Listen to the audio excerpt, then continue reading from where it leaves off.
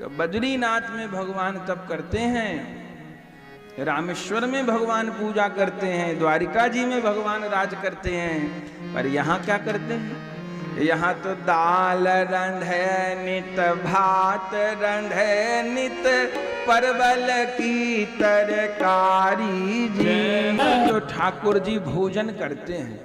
और अपने तो आचार्यों ने कहा है कि जब जगन्नाथ जी को भोग लगता है तो जहां जहां ठाकुर सेवा होती है सारे ठाकुर जगन्नाथपुरी आ जाते हैं। जहां जहां ठाकुर सेवा होती है भोजन के समय सब सबरे ठाकुर यहीं आ जाते हैं। तो दाल रंधे नित, भात रंधे, 52 मन अन्न का प्रतिदिन ठाकुर जी को भोग लगता है।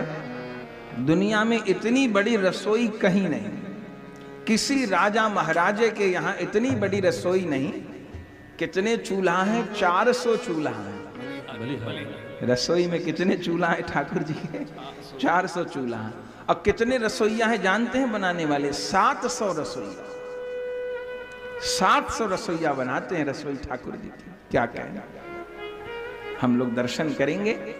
गंगा यमुना करके 2 कूप हैं, रसोई का दर्शन करें। भीतर तो नहीं जा सकते, बाहर से झरोके से दर्शन होता। तो गंगा यमुना करके कूप हैं, उनका जल कहार लगे हुए हैं, जल भर के नाली बनी रहते, उसमें कलश पलट देते हैं। भीतर जा, जरा कोई छू जाके मटका बिगड़ गया, अब फूटेगा, वहीं फोड़ देंगे। छू जाए, जरा छू जाए। 52 मन भाग। क्या कहना। तो यहाँ तो भोग की सेवा है। तो हम लोग भी यहाँ के महाप्रसाद की तो क्या महिमा, झूठा ही नहीं होता, झूठा नहीं होता। वहीं ठाकुर जी का लग लग के बाहर आता रहता है। और सब बड़े बड़े आचार्य बाहर विचार करेंगे, यहाँ विचार नहीं करेंगे। वहीं लेके पाया नहीं, ये थे नहीं, ये वहीं चक चक के देखते रहेंगे, वहीं लेते रहेंगे। झूठा तो होता नहीं महाप्रसाद। और जगन्नाथ जी पा चुके ना, अब झूठा नहीं हो सकता। आनंद बाजार नाम भी क्या है? आनंद बाजार। जहां भोग लग के आता है भीतर का प्रसाद, इसको क्या कहते हैं? आनंद बाजार। उड़िया मांगे खीर, बंगाली मांगे भात जी। साधु वैष्णव क्या मांगते हैं? साधु मांगे दर्शन सेवा, साधु मांगे दर्शन सेवा। और नित प्रति महाप्रसाद हरि जी।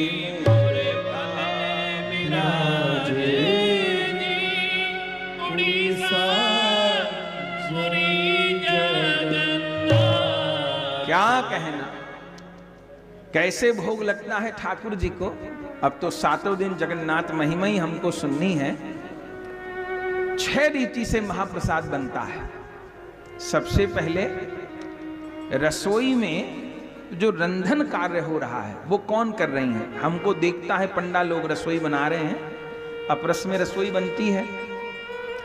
लेकिन ये स्कंद पुराण के माध्यम से हम लोग, सब पुराणों में महिमा है पर सर्वाधिक महिमा श्री जगन्नाथ भगवान की स्कंद पुराण में कही गई। बाकी ब्रह्मांड पुराण में, सब पुराणों में है प्रायः, पर स्कंद पुराण में तो खूब विस्तार से जगन्नाथ भगवान की महिमा गाई गई है। पूरा जगन्नाथ जी का पुराण है। तो 6 रीति हैं। ऐसे नहीं मिल जाता अपने को प्रसाद। सबसे पहले वैष्णव अग्नि पर, जहां वो चूल्हा है 400, वहां श्रीयंत्र विराजमान है। वैष्णव अग्नि पर लक्ष्मी जी रंधन करती हैं। कौन कर रही हैं?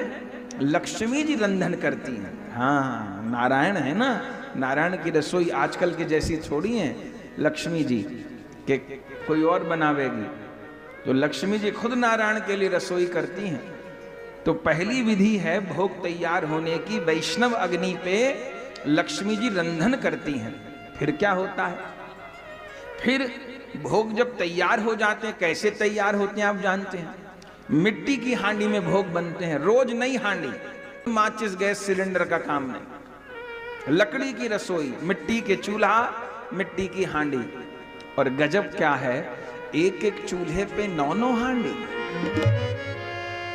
एक एक चूल्हे पे चावल की, भात की 9 हांडी।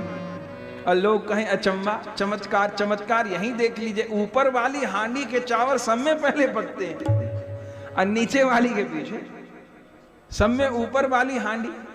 अब चावल सिद्ध हो गए तो माड़ कैसे निकलेगा? अब इतना थोड़ी व्यवस्था है, घर में तो माता बहन कपड़े में छन्नी में लेके माड़ निकाल लेती हैं, वह मटकी में छिद्र करते हैं, वहां से माड़ बाहर आ जाता है। अच्छा, वो जो चावल का माड़ है उसको एक विशेष नाम से बोलते हैं, वो भी जो सिंह द्वार से ऊपर जाए ना तो वो बिकता है, बहुत स्वादिष्ट होता है। तो एक एक चूल्हे पे 9-9 हांडी और 400 चूल्हा। ऊपर वाली हांडी नई मिट्टी की हांडी, दोबारा तो जानी नहीं, बाहर आ गया वो सामान भीतर जाएगा नहीं। अच्छा, उसके अलावा फिर दाल, मीठी दाल और नमकीन दाल और कढ़ी और परवल तो पूछिए ना। और 5-10 लोग तो गोले की, कम से कम 10 पंडा तो सब समय गोले की चटनी बनाने पे लगे रहते होंगे। गोला नारियल तो हर सब्जी में पड़ेगा, नारियल के बिना तो बात ही ना पूरी हो। क्या कहना महाराज, मुंह में पानी तो नहीं आ रहा? अब वर्णन है ना तो करना है। तो फिर कितनी प्रकार की दाल।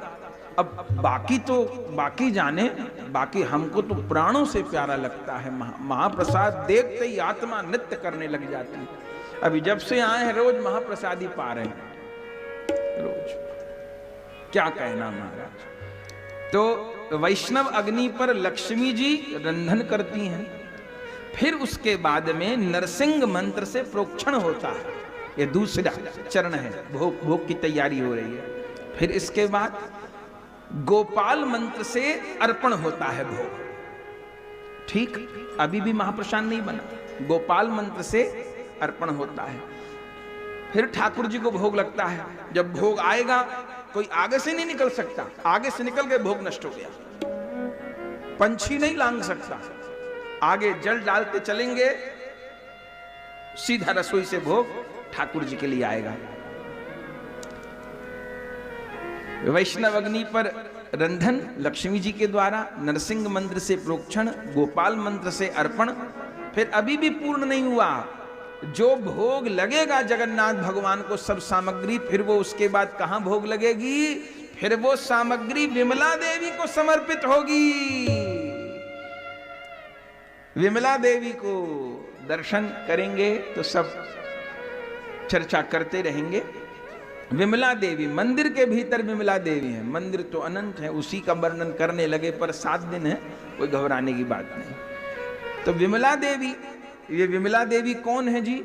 ये विमला देवी साक्षात पार्वती जी हैं। तो जगन्नाथ जी के मंदिर में क्या कर रही हैं? कहीं पर्वत पे रहती, ये जगन्नाथ आरोगे, फिर लक्ष्मी जी ने आरोगा, फिर जो शेष था सखियों को मिला, तो जो प्रधान सखी हैं उनको तो मिला, नारद जी को भी मिला। बस नारद जी तो मुट्ठी में जो भी आ सका दाल चावल महाप्रसाद लिए, और महाराज जो पाए वो तो वहीं पागल की तरह नाचने लगे।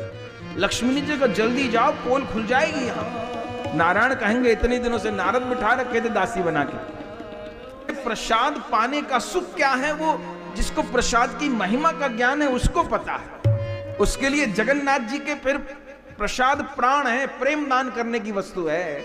जो जगन्नाथ हैं, जो जगन्नाथ दर्शन का फल है वही नील चक्र दर्शन का फल है, वही महाप्रसाद दर्शन का फल है। महाप्रसाद को प्रणाम होता है। हमने तो अपने गुरुओं को देखा, महाप्रसाद आया तो दंडवत प्रणाम करे, प्रसाद आया, जगन्नाथ जी का प्रसाद आया, जगन्नाथ जी का प्रसाद आया। उस प्रसाद को लेके नाचते गाते विभोर होते होते पहुंच गए कैलाश पर्वत पर। खूब ना कौन मणि मिल गई है, वो होश नहीं। तब पूछा बहुत, नारद जी ने कहा मत पूछिए क्या मिला। बोले आज तो महाप्रसाद मिला। अरे महाप्रसाद मिला, फिर कहाँ है? बोले कहाँ है, पा गए?